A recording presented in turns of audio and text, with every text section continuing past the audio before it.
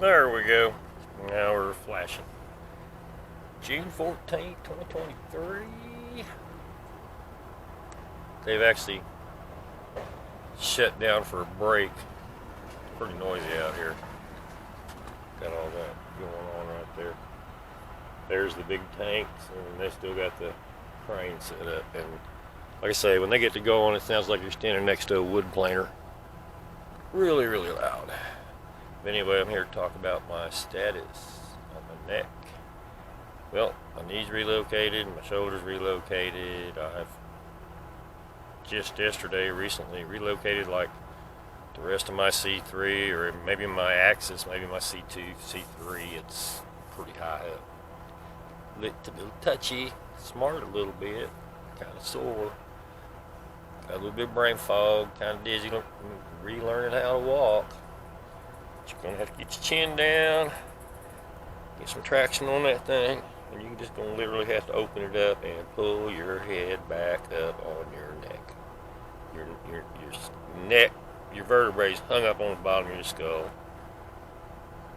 And that's the only way I know to do it. They'll leave you having seizures. They'll let you die from Parkinson's and MS, or, if you're rheumatoid, probably guarantee if you kyphosed up really bad, man, you've probably been dislocated since you was a child, and you've been suffering from it since you was a child.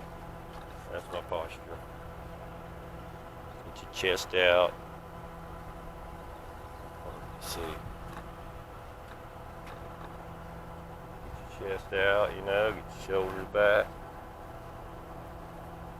When you unlock this thing and it starts going back in, you're banging on it this way and that way, and you're about to shake your head off or whatever, well, that's pretty normal. There ain't no help. There ain't no help out there for anybody. Painful, and they don't care if you die from heart disease. They don't care if your teeth are crooked. They don't care if you kyphosed all up, scoliosed all up. They were making a regular habit of telling people that get in car wrecks and stuff and come in there and say, well, your neck's broke, take it easy. Don't worry about it. You're going to be all right. And then 6 months, a year, 2 years down the road, they're having seizures, can't walk, and go in there with a migraine headache. Man, I got this headache, just won't go away. Said this stuff was going to heal up. There you go.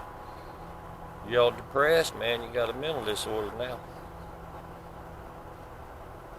Anyway, I don't want to depress anybody or whatever. This is kind of a video diary of me dealing with my Atlas relocation, and being hung up for probably pretty much all my life. But the bad hang up was when I got hit by a car. I got run over, rear-ended by a Suburban, driving a small car. And it was on the highway, so I got hit pretty hard, and I hit the shoulder buckle thing with my head. It just about whip-flashed me so bad, about ripped my head plumb off. Had a big hole. It didn't crack my skull or whatever, but it gashed it. Bent the shoulder buckle 180 degrees straight up into the roof, and it was bolted to the roof, and I couldn't even pull it down. I couldn't even pull it back down. Went to the doctor. Well, we're going to send you home. You look good. Call me next day. Well, Chris, come on back up in here. Your neck's broke.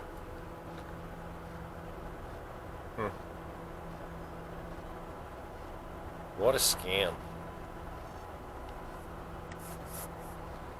What a scam. Seizures are resolvable, people. You gotta put your chin down, put it back in, shake it back in. You gotta unlock it first. If you don't unlock it, you don't pull it out of your sinuses and get it off your eye nerve and stuff and try to get your eyes back straight. Now, I'll admit some people's eyes may have a malformation of the brain or whatever, because most Atlas injuries or dislocations, I don't think will make you too cross-eyed. I mean, severe cross-eyedness. But I guess in severe cases, since I know it's involved with the ears, if you get it back up and smashed up into the ear canals and whatever, I do believe it can cause deafness. It might could cause blindness. As for severe cross-eyedness, that doesn't mean your atlas is not dislocated. It just means that you may have an issue other than your atlas. So anyway, God bless from this depressing stuff. I am still improving. My skin's still pretty nasty. It's hard to explain, but it does look better. Anytime it looks better, that's a good thing. I'm peeling off a few scabs. It's not all scabby like it was. It's still real dry right there and it ain't healed up.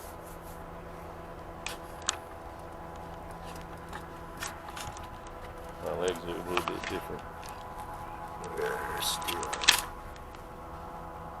pretty rough, but it actually looks pretty good considering. And pick off big old chunks of skin, dead skin. I got most of it picked off. Yep, it's getting better. Yeah.